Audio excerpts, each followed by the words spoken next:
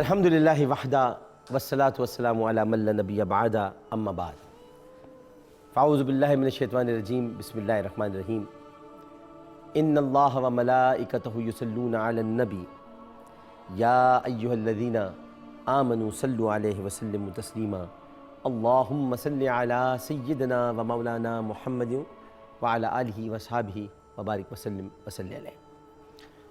حاضرین با تمکین، ناظرین محترم، ہمارے شہریار طارق شہری بھائی، سب کو السلام علیکم۔ حاضرین با تمکین سے مراد میں نے پہلے بھی بتایا تھا، آپ کو پھر بتا دوں، ہمارے کیمرے پر موجود ہمارے پروڈیوسر صاحب، ہمارے دیگر لوگ جس میں موجود ہوتے ہیں وہ اس وقت ہمارے سامعین ہیں اور ناظرین آپ ہمیں دیکھ رہے ہیں۔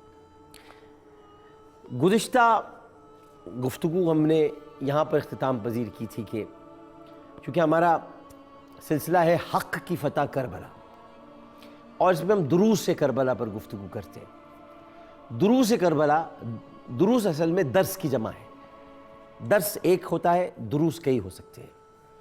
تو کربلا چونکہ ایک اکیڈمی بھی ہے، کربلا ایک یونیورسٹی بھی ہے، کربلا میں مختلف ڈپارٹمنٹس ہیں، کربلا میں کڈز ڈپارٹمنٹ بھی ہے، کربلا میں فلسفی کا ڈپارٹمنٹ بھی ہے، کربلا میں مارٹیڈوم کا ڈپارٹمنٹ بھی ہے، کربلا میں صبر کا ڈپارٹمنٹ بھی ہے، ٹالرنس کا ڈپارٹمنٹ بھی ہے۔ کربلا میں کئی ڈپارٹمنٹ ہیں، یونیورسٹی ایسی ہے، اور اس یونیورسٹی میں ہر ڈپارٹمنٹ سے ایک درس دیا جا رہا ہے۔ درس دینے والا ڈین جو ہے وہ اپنی ذات میں ایک انجمن ہے، یعنی اگر کہیں سے لائلٹی کا درس مل رہا ہے تو ادھر کا ڈین ہے عباس علمدار، وہ بتاتا ہے وفا اور وفاداری کس کو کہتے ہیں۔ اگر کوئی ویمن رائٹس پر بات کر رہا ہے تو وہ ہے سیدہ زینب سلام اللہ علیہا، کہ ویمن رائٹس کیا ہوتے ہیں آئیے میں بتاؤں آپ کو کربلا میں۔ اگر کوئی بچوں کے رائٹس پر اپنی فیکلٹی کے اندر لیکچرز دے رہا ہے تو وہ بی بی سکینہ سلام اللہ علیہا ہے جو بتا رہی ہیں بچوں کے رائٹس کیا ہوتے ہیں۔ اور اگر کوئی انفنٹس کے رائٹس پر بات کر رہا ہے کہ نومولود بچوں کے رائٹس کیا ہوتے ہیں تو اس کا ڈین ہے علی اصغر رضی اللہ تعالیٰ عنہ، وہ بتا رہے ہیں کہ انفنٹس کے معصوم بچوں کی کیا رائٹس ہوتے ہیں۔ تو کربلا پوری ایک درسگاہ ہے، اور اسی درسگاہ سے ہمیں ایک درس اور ملتا ہے، اور وہ درس ہمیں ملتا ہے کہ اپنی ذمہ داریوں سے ہمیں غافل نہیں ہونا چاہیے۔ ذمہ داریاں، انسان کا جو سب سے اہم کام ہے شہری صاحب وہ یہ ہے کہ اپنی ذمہ داریوں کو پورا کریں۔ اگر آپ کو یاد ہو تو لکھنے والوں نے تو بہت عجیب سا لکھا ہے، لیکن عاشقان نے بہت پیار سے بیان کیا ہے۔ کیا لکھنے والوں نے بہت عجیب سا لکھا ہے، مگر وہ لکھنے والے نہیں۔ میں امام بخاری کی بات نہیں کروں گا، میں امام مسلم کی بات نہیں کروں گا، یہ تو عاشق تھے۔ کچھ اور جنہوں نے لکھنے والے لکھنے، مورخین جن کو کہتے ہیں یا مستشرقین جن کو کہتے ہیں، جو امپیریلسٹ کہلاتے ہیں، جو انہوں نے جو لکھا وہ تو بڑا عجیب لکھا۔ عاشقان نے بیان بڑا خوبصورت کیا۔ لکھنے والوں نے لکھا کہ ہیرا سے محمد مصطفیٰ صلی اللہ علیہ وسلم تشریف لاتے ہیں اور آ کر کہتے ہیں زملونی زملونی، یہاں تک صحیح ہے، مجھے چادر اڑا دو، مجھے چادر اڑا دو۔ بیان کرنے والوں نے بیان یہ کیا، جو صرف لکھے ہوئے پر چل رہے تھے، انہوں نے بیان یہ کیا کہ یہ تو کوئی بہت پریشانی کی بات ہو گئی، معاذ اللہ معاذ رسول اللہ گھبرا گئے۔ لیکن عاشقوں نے جب بیان کیا تو نے کہا کہ زملونی زملونی، مجھے چادر اڑاؤ۔ حضرت خدیجہ سے اس لیے کہا کیونکہ ذمہ داری سر پر آ گئی تھی، ذمہ داری سر پر آ گئی تھی، رسپانسبلٹی دے دی گئی تھی، اعلان نبوت ہو گیا تھا۔ نبی تو بچپن سے تھے، اعلان نبوت ہو گیا تھا، اور اعلان کے بعد اگر میں تو بہت چھوٹا سا انسان ہوں، میں تو بہت چھوٹا سا انسان ہوں، ایک چھوٹے سے انسان کو اللہ تعالیٰ نے عزت دی، ایک حلقے سے منتخب کرا دیا۔ اب وہ منتخب ہونے کے بعد اگر اپنے علاقے کے لوگوں سے کہتا ہے میں یہاں پر آپ کے لیے کنواں کھدوا دوں گا یا یہاں پر پینے کا پانی لا دوں گا، تو یہ ذمہ داری ہو گئی، اور اس ذمہ داری کو ادا کرنا، اگر وہ ادا کر نہیں پاتا تو وہ ان کے سامنے بھی شرمندہ ہے اور اللہ تعالیٰ کے سامنے بھی شرمندہ ہے۔ لیکن جو ادا کرتا ہے وہ اللہ تعالیٰ کے سامنے بھی سرخرو ہوتا ہے، اپنے لوگوں کے سامنے بھی سرخرو ہوتا ہے۔ تو رسول اللہ جب فرما رہے تھے تو کہاں میں کام ہے، کہاں نالین کے نالین کے نالین کے نالین کی خاک، اور کہاں میرا مصطفیٰ پاک۔ تب وہ کہتے کہ زملونی زملونی، تو وہ در حقیقت زملونی زملونی کہہ کر اپنی ذمہ داری کا اعادہ کر رہے ہوتے ہیں، اور ذمہ داری کو پورا کرنے کا وعدہ کر رہے ہوتے ہیں، اور ذمہ داری کو پورا کرنے کا ارادہ کر رہے ہوتے ہیں۔ تو یہ وعدہ، یہ ارادہ، یہ اعادہ ذمہ داری کا تھا، خوف کا نہیں تھا۔ میرا جملہ سنا، خوف کا نہیں تھا کہ معاذ اللہ رسول اللہ خوف میں مبتلا ہو گئے، ذمہ داری پوری کرنی تھی، ذمہ داری پوری کرنی۔ تو ذمہ داری پوری کرنا مصطفیٰ نے سکھایا۔ اب اس کا مگر یہ کیسے پتہ چلنا ذمہ داری پوری ہو گئی؟ بھائی کوئی جواب دے گا مجھے؟ کوئی دیکھنے والا جواب دے گا؟ کوئی لکھ کر دے دے، کوئی ای میل کر دے، کوئی بتا دے؟ میں بتاتا ہوں۔ زملونی زملونی کا جواب خطبہ حجۃ الوداع کے موقع پر خطبہ مکمل کرنے کے بعد آسمان کی طرف سر اٹھا کر کہا تھا، اے اللہ دیکھ میں نے اپنا وعدہ پورا کر دیا پروردگار، اے اللہ میں نے اپنا وعدہ پورا کر دیا، اے اللہ میں نے اپنا وعدہ پورا کر دیا۔ یہ وعدہ ہرا سے شروع ہوا تھا جو خطبہ حجۃ الوداع پر ختم ہوا ہے آخر۔ اللہ اکبر، اللہ اکبر۔ یہ کسی کو نہیں پتا، کوئی اس طرح نہیں ملا تھا۔ کوئی کہتے جی خوف تھا، خوف کس بات کا تاری؟ نبوت تو ذمہ داری ہے، یہ خوف نہیں ہے، یہ تو ذمہ داری ہے، یہ تو بہت پیاری ہے، اور یہ پیاروں کو ملتی ہے، اور اعلان ملتا ہے۔ نبوت ملتی نہیں ہے، ایک بات تو یاد رکھیے گا بات، ذمہ داری ملتی ہے۔ نبوت کوئی چیز نہیں ہے جو مل جاتی ہے، نبوت تو عطا کر دی جاتی ہے، نبوت تو عطا ہوتی ہے، اور چنیدہ اجسام، چنیدہ افراد، چنیدہ اشخاص کو بہت پہلے دی جا چکی ہے۔ یوم الس کو دی جا چکی ہے، جس کا قرآن میں ذکر ہے، جس میں تمام انبیاء کی ارواح سے محمد مصطفیٰ صلی اللہ علیہ وسلم کی خاتم النبیین ہونے پر اور ختم نبوت پر ایمان لیا گیا تھا۔ ختم نبوت پر ایمان قرآن میں بہت پہلے لیا جا چکا ہے، اب تم لاتے رہو جتنے نبی لانے۔ ہمارا نبی ایک ہی ہے، خاتم النبیین حضرت محمد مصطفیٰ صلی اللہ علیہ وسلم۔ اس کے بعد جو بھی نبی آیا جھوٹا ہے، فاسق ہے، فاجر ہے، جہنمی ہے۔ بے شک بے شک۔ صرف ختم نبوت کا باب ختم ہو گیا حضرت محمد مصطفیٰ صلی اللہ علیہ وآلہ وسلم پر۔ اور ایک بات یاد رکھیے گا کہ اپنی ذمہ داریوں کا پورا کرنا سب سے اہم کام، اور چاہے اس ذمہ داری کو نبھانے میں انسان کو ظاہری طور پر کامیابی نظر بھی نہ آئے۔ دیکھیں کامیابی ناکامی یہ آپ کے ہاتھ میں نہیں ہے، بے شک۔ میرا پوائنٹ سمجھیے گا۔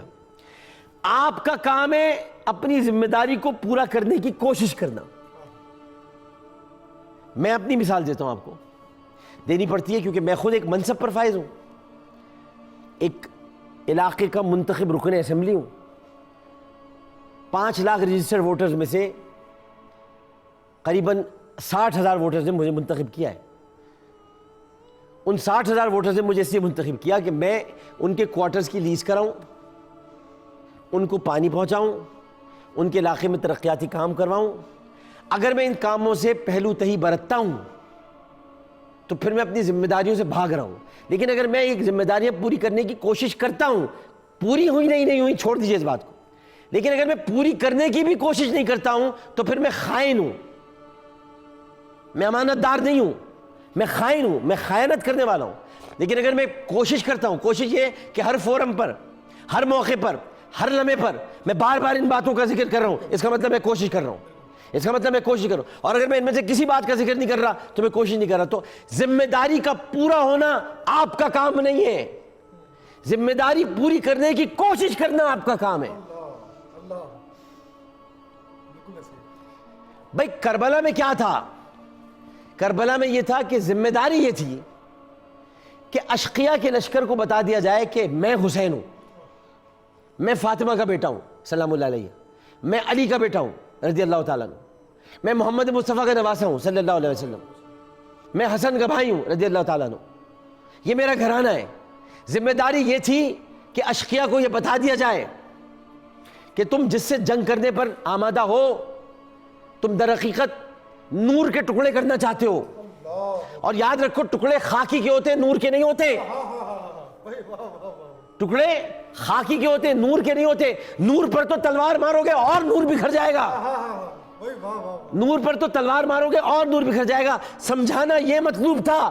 اب وہ سمجھے یا نہ سمجھے یہ آپ کا کام نہیں تھا امام حسین. آپ کا کام تو صرف سمجھانا تھا. جو سمجھ گئے وہ آ گئے، بھلے ایک ہی کیوں نہ ہو، بھلے ایک ہی کیوں نہ ہو. جو نہ سمجھے وہ تاریخ میں مختار کے ہاتھوں قتل ہو گئے، مختار ثقفی کے ہاتھوں قتل ہو گئے، اب آپ بری طرح قتل ہوئے. ابراہیم اشتر یا مختار ثقفی کے ہاتھوں. آپ کا کام تھا یہ بتلانا کہ دیکھو میں سچ پر ہوں، میں حق پر ہوں، میں باطل کی بیعت نہیں کرتا، مجھے حق کے ساتھ اللہ تعالیٰ نے یہاں بھیجا ہے. میں نبی نہیں، میں نبی نہیں، نبی کا نواسا ہوں. میں نبی نہیں، نبی کا نواسا ہوں. میں خلیفہ نہیں، خلیفہ کا بیٹا ہوں. میں خلیفہ نہیں، خلیفہ کا بیٹا ہوں. میں عام نہیں، امام ہوں. اللہ اللہ میں عام نہیں عام نہیں، امام ہوں. اب فیصلہ تمہیں کرنا ہے کہ تم عام مجھ امام کو مانتے ہو یا یزید کو اپنا خلیفہ مانتے ہو. یہ فیصلہ تم نے کرنا ہے، یہ فیصلہ تم نے کرنا ہے. اب اس میں کامیابی ناکامی، اول تو آپ کو ناکامی نہیں ہوئی، آپ کو ناکامی نہیں ہوئی. ظاہری طور پر لگا آج پوری دنیا حسین کو امام مانتی ہے، بے شک بے شک. آج پوری دنیا حسین کو امام مانتی ہے. اور کل تک اشقیہ کا لشکر جو 1 لاکھ کی تعداد میں تھا اور یزید کو خلیفہ مانتا تھا، آج یزید کو پلید مانتا ہے. بے شک ورنہ بنا کر دکھا دو یزید کی قبر دوبارہ شاہ نشان طریقے سے. اگر تم میں چیلنج کرتا ہوں، میرے 2 چیلنج ہیں. قرآن کو غلط ثابت کرو اور فرعون کو دفنا کے دکھا دو. فرعون پڑا ہوا ہے، فرعون باہر پڑا ہوا ہے مصر میں، مصر کے میوزیم میں فرعون کی لاش پڑی ہوئی ہے. دفنا دو، اگر تمہارے باپ میں ہمت ہے دفنا کے دکھا دو. قرآن کو غلط ثابت کر دو کہ قرآن نے کہا ہے کہ فرعون کو نہ زمین ملے گی، نہ آسمان، نہ سمندر، نہ پانی، نہ کچھ نہیں ملے گا، ایسے ہی پڑا رہے گا. تو قرآن کی صداقت کی دلیل ہے فرعون کی لاش. قرآن کی صداقت کی دلیل ہے فرعون کی لاش. اور اگر تم سمجھتے ہو کہ یزید درست تھا تو اس چھوٹی سی گندی سی کتوں کے پیشاب کرنے کی جگہ کو، قبر کو روزہ بنا کر دکھا دو، میں مان لوں گا کہ یزید بڑا تھا. بنا کر دکھا دو. آج تو یزید کی لاش یا قبر کو تم بڑا کر سکتے ہو. تم تو وہ جس کے دل میں، جن کے دلوں میں اللہ نے یہ بات ڈال دی ہے کہ قبروں کو پکا ہی نہیں کرنا. جن کے دلوں میں کون سا پکا نہیں کرنا؟ پکا سے مراد ان قبروں کو زیارت گاہ نہیں بنانا. ہم زیارت گاہ کا مطلب عبادت گاہ نہیں سمجھتے. آپ نے تو زیارت گاہ کو بھی عبادت گاہ سمجھ لیا ہے. ہم تو زیارت گاہ کو آنکھوں کی ٹھنڈک سمجھتے ہیں. ہم تو زیارت گاہ کو خراج تحسین کا مرکز سمجھتے ہیں، خراج عقیدت کا مرکز سمجھتے ہیں. ہم قبروں کی عبادت کے لیے نہیں جاتے. ہم قبروں کی زیارت کے لیے جب جاتے ہیں تو عبادت کے لیے نہیں جاتے. ہم قبروں کی زیارت کے لیے اس لیے جاتے ہیں کہ ہم نے اپنی آنکھوں سے ان مقدس چہروں کو تو دیکھا نہیں، ذرا ان پتھروں کو، ان قبروں کو دیکھ لیں کہ جن کی جس لحد میں وہ آرام فرما ہے، کیونکہ ادھر سے بھی نور ہی ٹپک رہا ہوتا ہے. حق ہے. ادھر سے بھی نور ہی ٹپک رہا ہوتا ہے. یہ نوری گھرانے بھائی، نور ٹپک رہا ہوتا ہے. تو آپ کو یہ سمجھنے میں ذرا مشکل پیش آئے گی، ذرا تھوڑے سخت نوالے ہیں، باسی روٹی کے ٹکڑے ہیں، کھانے میں ذرا تکلیف ہوگی. باسی روٹی کھانے کے لیے ذرا تھوڑا بہت ریاض کرنا پڑتا ہے. عبادت کا ریاض، عقیدت کا ریاض، عقیدے اور عقیدت کے اندر رہنا پڑتا ہے، تب باسی روٹی گلے سے اترتی ہے. اس میں تھوڑا سا نور کا پانی شامل کیجئے، نور کے پانی میں باسی روٹی کے ٹکڑے ڈبوئیے، تب کہیں جا کر آپ کو میری باتیں سمجھ میں آئیں گی، ورنہ سمجھ میں نہیں آئیں گی. وقفہ لے لیتا ہوں تاکہ تھوڑا بہت سمجھ میں آئے. وقفے کے بعد حاضر ہوتے ہیں. السلام علیکم ورحمۃ اللہ.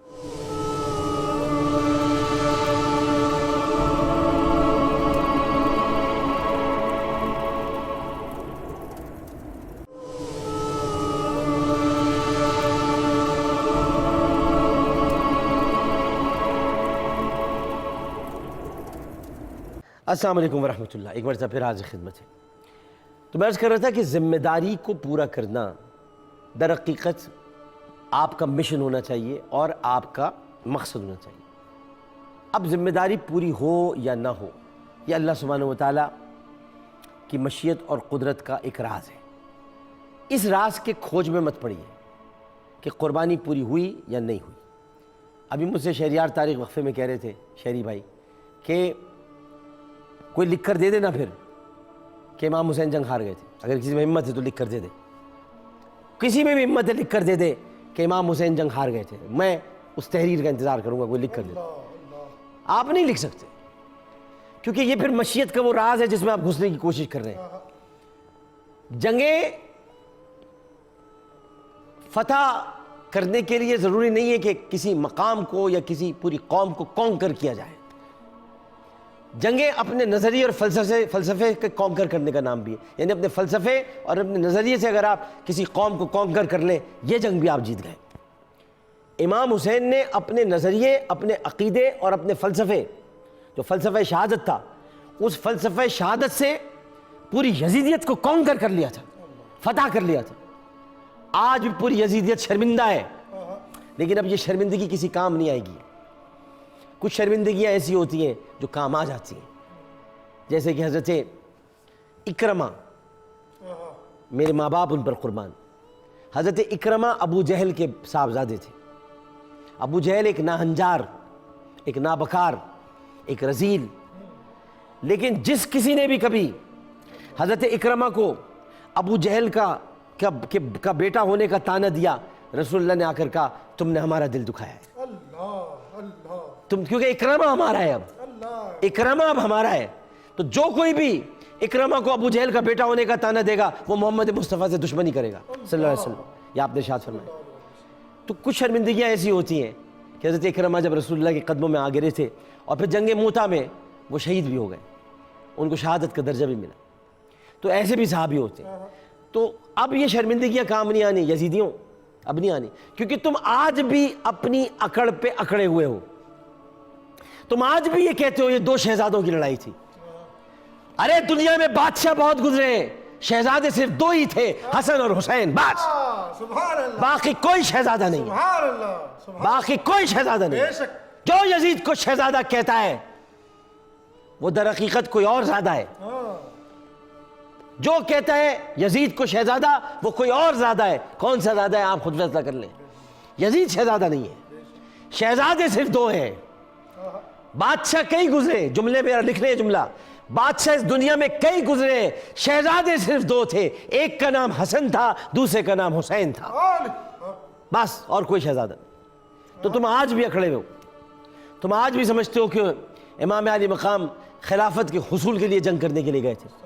ارے خلافت کے حصول کے لیے جنگ وہ کرتے ہیں جنہیں خلافت کی طلب ہوتی ہے, جنہیں خلافت کی طلب ہوتی ہے.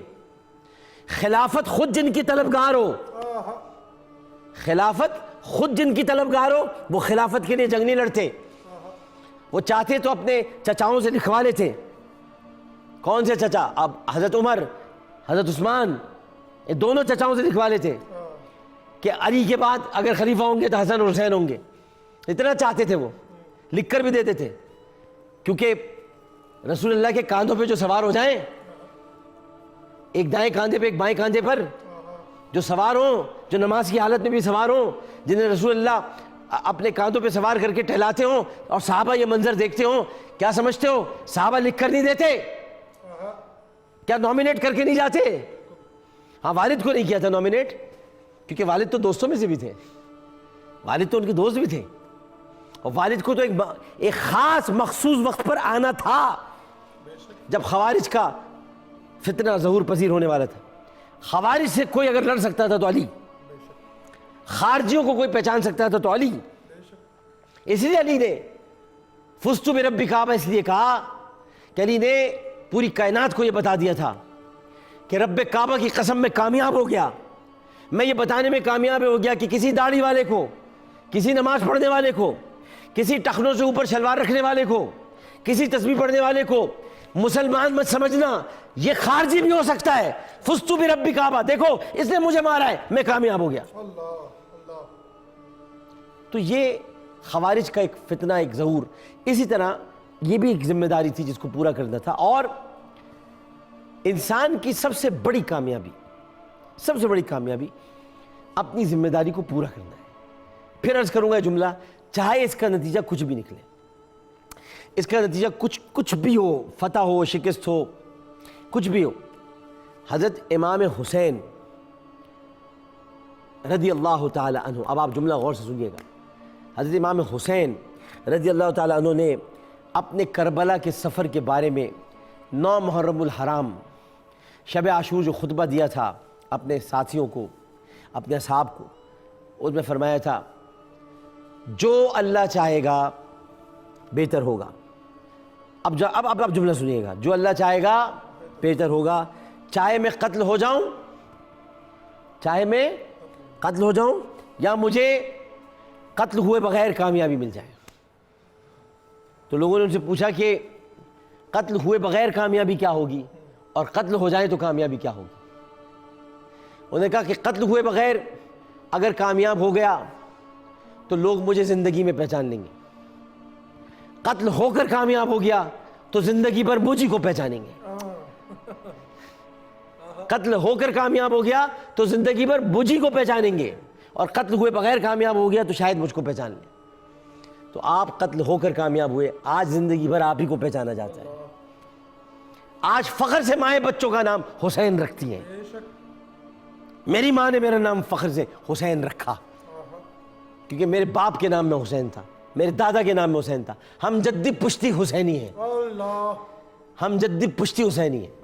دادا ہمارے حامد حسین، والد ہمارے شیخ لیاقت حسین، ہمارے پردادا نذیر حسین، اور ہمارے یعنی میں عامر لیاقت حسین. لوگ مجھے عامر لیاقت کہتے ہیں. کسی نے کسی زمانے میں دیواروں پہ لکھا تھا، ہمارے اپنے دوست ہی تھے، کچھ سننے والے ہیں دوست جو سن رہے ہیں، کچھ یہاں بیٹھے ہوئے دوست ہیں وہ ہیں، انہوں نے لکھا تھا دیوار پہ عامر لیاقت کتا. تو میں نے کہا میری ماں نے میرا پورا نام جو رکھا تھا وہ لکھ کر دکھاؤ. تب ان کو شرمندگی ہوئی تھی. میں نے کہا کسی کے نام کے آگے کتا لکھنے سے کیا ہوتا ہے؟ ہاں یہ کہو کہ عامر لیاقت حسین امام حسین کا کتا، تو یہ بڑے فخر کی بات ہے. اب لوگ کہیں گے آپ اپنے آپ کو کتا کہہ رہے ہیں، آپ کو تو اللہ نے انسان بنایا ہے. ہاں بھائی بنایا ہے انسان، ہم وفا کی وجہ سے کہتے ہیں. ہم نعت پڑھتے ہیں. نعت کیا پڑھتے ہیں ہم؟ میں غلامان احمد، میں سگے آستان محمد، قابل فخر ہے موت میری، قابل رشک ہے میرا جینا. میں سگے آستان محمد، یہ میرا اعزاز ہے کہ میں سگے آستان محمد، میں آستانہ محمدی کا کتا ہوں. کوئی تجھ سے پوچھے کیا تیری بات رضا، تجھ سے کتے ہزار پھرتے ہیں. یہ امام اہل سنت اعلیٰ حضرت احمد رضا خان فاضل بریلوی فرماتے ہیں. کتا اپنے آپ کو کہنے کے لیے بڑی ہمت چاہیے. آپ لوگوں میں ہمت اس لیے نہیں ہے کیونکہ آپ میں وفا نہیں ہے. جن میں وفا ہوتی ہے وہ اپنے آپ کو کتا کہہ دیتے ہیں، انہیں فکر نہیں ہوتی کیونکہ انہیں پتہ ہے کہ اللہ تعالیٰ نے اشرف المخلوقات بنایا ہے. یہ تو استعارہ ہے، یہ تو ترکیب ہے، یہ تو ترتیب ہے.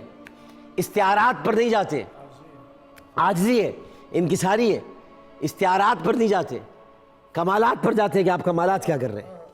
لہٰذا ذمہ داریوں کو پورا کریں. اور آپ کی ذمہ داری ہماری اور آپ کی ایک ذمہ داری یہ بھی ہے کہ ہم فکر حسینی، ارادہ حسینی، قربانی حسین، ان سب کی حفاظت سگے آستان حسین کے مطلب ایک کتے کی طرح اس آستان حسین پر رہ کر کریں تاکہ اس قربانی کو کوئی نقصان نہ پہنچا سکے. کوئی خدا نہ خواستہ اس قربانی کو شہزادوں کی لڑائی نہ کہہ سکے. ایسے لوگوں کی پکڑ کر دی ہے.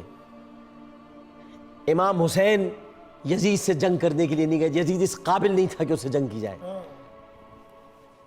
بھول گئے بدر کے موقع پر کیا کہا تھا عتبہ نے جب نبی کریم صلی اللہ علیہ وآلہ وسلم نے بلال حبشی کو بھیجا تھا دعوت مبارزت پر. تو بھول گئے عتبہ نے کیا کہا تھا کہ ہمارے منصب کے آدمی کو بھیجو.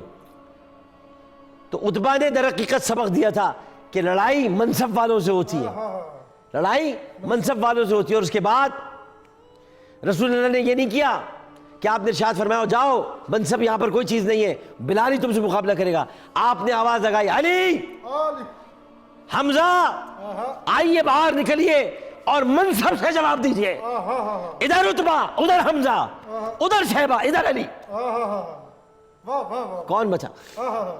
جبکہ منصب پھر بھی نہیں تھا. جبکہ منصب پھر بھی نہیں, بھائی واہ, جبکہ منصب پھر بھی نہیں تھا, پھر بھی اوقات نہیں تھی, پھر بھی اوقات نہیں تھی. عتبہ تیری کیا اوقات کہ تو ذوالفقار کے ہاتھوں مارا جاتا, تیری اوقات نہیں تھی, لیکن پھر بھی علی تیرے لیے آیا. تو یزید تیری اوقات نہیں تھی کہ حسین تجھ سے لڑتا. حسین نسب والوں سے لڑتا ہے, حسین حسب والوں سے لڑتا ہے. جن بچوں کا پتہ نہیں ہوتا کہ کہاں پیدا ہوئے, حسین ان سے نہیں لڑتا. تو یہ کس نے کہہ دیا کہ یہ دو شہزادوں کی لڑائی تھی؟ کہنے والے کا منہ دیکھو, کہنے والے کی بات دیکھو, اور اس کی سننے والے بھی دیکھ لو. ہم تو سامعین بھی ہیں, ذاکر بھی ہیں. ہمارے مجموع میں بھی حسینیت کا ذکر ہوتا ہے اور ہمارے لبوں پر بھی حسینیت کا نام ہوتا ہے. ہم اس کے علاوہ کسی کو نہیں مانتے, ہم کسی دوسرے کو مانتے ہی نہیں, ہم دوسرے کے قائل ہی نہیں ہیں, ہم دوسرے کے قائل ہی نہیں ہیں. جب ہم واحد کی بات کرتے ہیں تو ہم واحد کے قائل ہوتے ہیں, ہم دوسرے کے قائل ہی نہیں ہوتے, کیونکہ ہم جاہل نہیں ہیں. ہم جاہل نہیں ہیں. واہ واہ, ہم اس لیے قائل نہیں ہیں کیونکہ ہم جاہل نہیں ہیں. ہم جاہل بھی نہیں ہیں. اور ہم ایک اور بات بتا دیں کہ ہم عشق حسینی میں سبقت لے جانے میں کاہل بھی نہیں ہیں. ہم اس میں سبقت لے جانے میں کاہل نہیں ہیں. ہمیں جہاں پر بھی عشق حسینی کی زور شمع پھوٹتی ہوئی نظر آتی ہے, ہم دیوانوں کی طرح وہاں بڑھ جاتے ہیں. لہٰذا اپنے مقاصد کو پورا کرنا, یہ اپنی ذمہ داریوں کو پورا کرنا, یہ سب سے اہم ترین یہ درس کربلا ہے. ایک وقفہ لیتے ہیں, وقفے کے بعد جب حاضر ہوں گے تو پھر ہم آپ کو چند لمحات آپ سیکھ کے اور لیں گے, اور مکتب کی بقا کے لیے قربانی کیا ہوتی ہے اس پر ہم آپ کو تھوڑی سی گفتگو اگر موقع ملا تو کریں گے. ورنہ ہمارے تو شہریار طارق بھائی یہاں موجود ہیں, آج بڑے جوش میں, یا آپ کو ابھی یقیناً منقبت بھی سنائیں گے, لیکن پہلے ایک وقفہ. السلام علیکم ورحمۃ اللہ.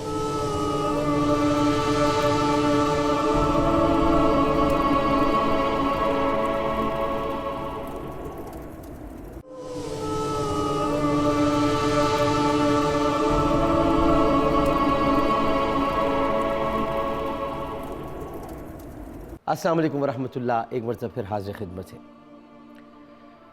گفتگو ذمہ داریوں کو پورا کرنے کی ہو رہی ہے, لیکن ساتھ ساتھ مکتب کی بقا کے لیے قربانی بھی دینی ہے. اگر مکتب کی بقا کے لیے قربانی نہ دی تو پھر کیا دیا؟ دین کے معیار کے مطابق جو مکتب کی اہمیت ہوتی ہے, مکتب, یہ مکتبہ فکر کی بات نہیں کر رہا میں, مکتب کی بات کر رہا ہوں. دین کا جو معیار ہوتا ہے اس کے مطابق مکتب کی جو اہمیت ہوتی ہے, وہ جو آپ مکتب کے پیرو ہوتے ہیں نا, پیروان مکتب, پیروان مکتب سے زیادہ مکتب کی اہمیت ہوتی ہے. وائز اندر مسجد و فرزند او در مدرسہ, آب پیری کودکے این پیر دور عہد شباب, انقلاب انقلاب اے انقلاب. اس کا مطلب یہ ہے کہ مکتب کا جو وائز ہے وہ تو واز کرتا رہ گیا, لیکن جو اس کا وائز, جو واز سن رہا تھا, وائز کا جو واز جو شاگرد سن رہا تھا, وہ عہد شباب میں معاشرے کا پیر بن گیا. اس کا یہ مطلب, یہ علامہ اقبال کی اشعار ہے, وائز اندر مسجد و فرزند او در مدرسہ, آب پیری کودکے ای پیر در عہد شباب, انقلاب انقلاب اے انقلاب. تو یہ انسان در حقیقت جو پیروان مکتب ہوتے ہیں, تو مکتب کو باقی رکھنے کے لیے حضرت علی کرم اللہ وجہ الکریم, حضرت امام حسن رضی اللہ تعالی عنہ, حضرت امام حسین رضی اللہ تعالی عنہ, یہ وہ شخصیات ہیں جنہوں نے اپنے خون کو, اپنی جان کو فدا کر دیا مکتب کو بچانے کے لیے. مکتب کیا ہے؟ مکتب دین ہے. دین کیا ہے؟ دین اسلام ہے. اسلام کیا ہے؟ اسلام سلامتی ہے, اور سلامتی کے پیروکاروں پہ تم نے خنجر چلا دی ہے. تم اپنے عقیدوں کے نیزے ہر دل میں اتارے جاتے ہو, ہم لوگ محبت والے ہیں, تم خنجر کیوں لہراتے ہو؟ کربلا سے یہی تو آوازیں بلند ہو رہی تھی, ہم لوگ محبت والے ہیں, تم خنجر کیوں لہراتے ہو؟ امام حسین رضی اللہ تعالیٰ عنہ یہ بات جانتے تھے اور یہ بات جانتے ہیں کہ یزید کی بیعت دین کے اہداف کے خلاف ہے. پوائنٹ سمجھا؟ اہداف دین کے خلاف ہے، لہٰذا بیعت سے انکار دینی اہداف کی حفاظت اور دینی اہداف کی حفاظت کے لیے اپنی جان قربان کر دینے کا نام حسین ہے. اس کو کہتے ہیں مکتب کے لیے قربانی دینا، دین کی حفاظت کے لیے. اور امت مسلمہ کو سمجھا دیا کہ مکتب کی بقا کے لیے مکتب کے چاہنے والوں کی قربانیاں بڑی ضروری ہوتی ہیں. اس وقت تک مکتب کی بقا نہیں ہوتی جب تک کہ مکتب کے چاہنے والے اپنی جان، اپنی مال، اپنی عزت، اپنی آبرو سب اپنے مکتب کے لیے قربان نہ کر دیں. اور یاد رکھیں کہ یہ قانون فقط امام علی مقام امام حسین رضی اللہ تعالیٰ عنہ کے زمانے سے مخصوص نہیں ہے، بلکہ ہر زمانے کے لیے ہے. ہر زمانے کے لیے، چاہے وہ انبیاء کرام علیہ السلام ہوں، انہوں نے مکتب کی حفاظت کے لیے قربانیاں دی ہیں. یہ کیا قربانی تو تھی کہ کہ سیدہ موسیٰ علیہ السلام کو ایک ٹوکرے میں ڈال کر ان کی والدہ نے دریائے نیل کے سپرد کر دیا. وہ دریائے نیل کے سپرد نہیں کیا تھا، اللہ کے سپرد کیا تھا، کیونکہ دریا تو اللہ کے حکم سے چل رہا تھا. اور وہ ٹوکرا چلتے چلتے چلتے چلتے فرعون کے محل تک پہنچ گیا. وہاں ایک دنیا کی سب سے پیاری اور خوش سیرت خاتون کھڑی تھی جن کا نام سیدہ آسیہ علیہ السلام تھا. میں آپ کا نام لے رہا ہوں سیدہ آسیہ، اور امید رکھتا ہوں کہ میں گناہ گار جب بارگاہ رسالت مآب صلی اللہ علیہ وسلم میں آؤں گا تو آپ مجھ گناہ گار کی بخشش کی سفارش کرنے کے لیے اس لیے آئیں گی کیونکہ ان 4 خواتین میں آپ کا ذکر ہے جو رسول اللہ فرماتے تھے. آپ کہیں گی کہ اس نے ہمارا نام لیا تھا، آسیہ کہا تھا اس نے. آپ وہ آسیہ ہیں. آپ نے حضرت موسیٰ کی پرورش کی ہے، آپ نے حق کی پرورش کی ہے، آپ نے حق کی حفاظت کی ہے. سیدہ آسیہ، سیدہ مریم، سیدہ فاطمۃ الزہرا، ابیہ و علیہ افضل الصلاۃ والسلام، سیدہ خدیجۃ الکبریٰ سلام اللہ علیہ، یہ 4 خواتین. ایک روایت میں آتا ہے سیدہ عائشہ صدیقہ رضی اللہ تعالیٰ عنہ. یہ سب خواتین وہ خواتین ہیں جنہوں نے مکتب کی حفاظت کے لیے، مکتب کی حفاظت کے لیے، آپ کو پتہ ہے یزید کی خلافت کا مشورہ حضرت عائشہ سے جا کر بھی حضرت امیر معاویہ نے لیا تھا. حضرت امیر معاویہ انہوں نے جا کر حضرت عائشہ صدیقہ رضی اللہ تعالیٰ عنہ سے پوچھا تھا کہ میں یزید کو اپنا نائب یعنی اپنے بعد خلیفہ مقرر کرنے والا ہوں، آپ کا کیا خیال ہے؟ تو ام المؤمنین سیدہ عائشہ صدیقہ رضی اللہ تعالیٰ عنہ نے کہا تھا امام قرطبی، امام طبری، ابن اسحاق، ابن ہشام، مقدمہ ابن خلدون، تاریخ الخلفاء، علامہ جلال الدین سیوطی، سب پڑھ لیجئے. ام المؤمنین سیدہ عائشہ صدیقہ رضی اللہ تعالیٰ عنہ نے ارشاد فرمایا تھا معاویہ تم غلطی پر ہو، اے امیر شام تم غلطی پر ہو، تم یزید کو مت بنانا خلیفہ. خلافت کا اگر کوئی حقدار ہے تو 2 ہے، ان میں سے کسی ایک کو چن لو، یا تو حسین ابن علی یا عبداللہ ابن زبیر، ان 2 میں سے کسی ایک کو خلیفہ بنا دو، لیکن یزید کو مت بنانا کیونکہ یزید فاسق ہے، فاجر ہے. یہ ام المؤمنین سیدہ عائشہ صدیقہ رضی اللہ تعالی عنہ کا فیصلہ تھا. بہت بڑا کردار ہے حضرت عائشہ. حضرت عائشہ سب سے پہلے یزید کی خلافت کے خلاف کوئی کھڑا ہوا ہے تو حضرت عائشہ کھڑی ہوئی ہے، یہ کوئی نہیں بتاتا. سب سے پہلے یزید کی نومینیشن کے خلاف، ابھی نومینیشن پیپر فائل بھی نہیں ہوئے اور نومینیشن پیپر پر کسی نے اعتراض اٹھایا ہے تو ان کا نام ہے ام المؤمنین سیدہ عائشہ صدیقہ رضی اللہ تعالیٰ عنہ. انہوں نے انکار کر دیا. تو مکتب کی حفاظت کے لیے قربانی دینی پڑتی ہے. اور قربانیاں کیسے دی جاتی ہیں نثری انداز میں ہم بتا دیتے ہیں، شعری انداز میں شاعری بھائی بتا دیں گے. جن کی خاطر یہ کائنات بنی، جن کی خاطر یہ کائنات بنی، جن کی خاطر یہ کائنات بنی، ایسا بنانا میرے حسین کیا گھرانہ میرے حسین کا، واہ واہ واہ واہ۔ دل ٹھکانا میرے حسین کا ہے، حق نبھانا میرے حسین کا ہے۔ سر جھکاتے ہیں جبرائیل جہاں، سر جھکاتے ہیں جبرائیل جہاں، آشیانہ میرے حسین کا، میرے حسین کا ہے۔ جن کو قرآن سب سے اعلیٰ کہا، جن کو قرآن سب سے اعلیٰ کہا، وہ گھرانہ میرے حسین کا ہے، وہ گھرانہ۔ وہ دیوانہ پسند ہے صابر کو، وہ دیوانہ پسند ہے صابر کو، جو دیوانہ میرے حسین کا ہے، میرے حسین کا ہے۔ بیعت یسر یہی تقاضا تھا یزید کا، بیعت یسر یہی تقاضا تھا یزید کا، حسین نے اسے بھی مایوس نہیں کیا۔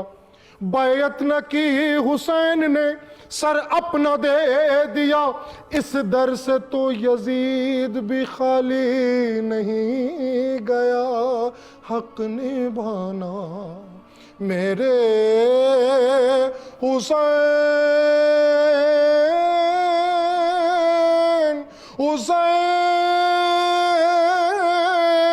حسین مولا حسین۔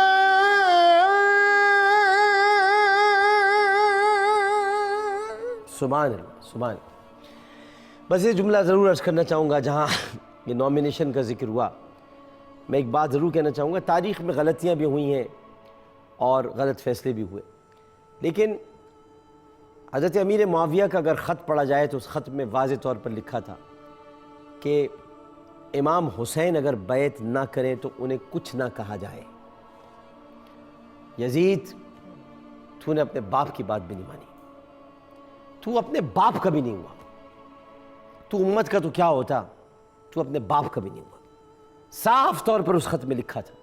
ہاں عبداللہ ابن زبیر کے بارے میں کچھ اور لکھا تھا جو کہ پڑھنے کے لائق نہیں ہے، لیکن امام علی مقام کے بارے میں لکھا تھا، جو کہ عبداللہ ابن زبیر حضرت زبیر بن عوام رضی اللہ تعالیٰ عنہ کے صاحبزادے ہیں، حضرت اسماء بنت ابو بکر رضی اللہ تعالیٰ عنہ کے صاحبزادے ہیں، اور رسول اللہ سے آپ نے اجازت لے کر ام المؤمنین سیدہ عائشہ صدیقہ رضی اللہ تعالیٰ عنہ نے ان کو اپنا منہ بولا بیٹا بنایا تھا، اور آپ کی کنیت تھی ام عبداللہ، اور انہوں نے ہی آپ کو بتایا کہ ریاض الجنہ کہاں پر ہے۔ عبداللہ ابن زبیر کا مقام اپنی جگہ، لیکن امام علی مقام کے بارے میں واضح طور پر امیر معاویہ کا یہ ارشاد تھا کہ کسی بھی صورت میں امام کو نقصان نہیں پہنچنا چاہیے۔ یزید، تو نے اپنے باپ کی بھی نہ رکھی۔ بعض تاریخوں میں ناخلف اولاد پیدا ہوئی ہے، جیسے کہ عمر بن سعد اور ایک تم، ایک سعد بن ابی وقاص جیسے عظیم صحابی، میرے ماں باپ قربان ان پر، ایک ان کا بیٹا، ایک پسر سعد تھا جس نے یہ حرکت کی۔ عامر لیاقت حسین کو اجازت دیجیے، انشاءاللہ زندگی رہی تو کل اسی وقت اسی چینل پر اسی پروگرام کے ساتھ، محفل کے ساتھ کہ حق کی فتح کربلا نئے درس کو لے کر حاضر ہوں گے۔ وآخر دعوانا ان الحمدللہ رب العالمین۔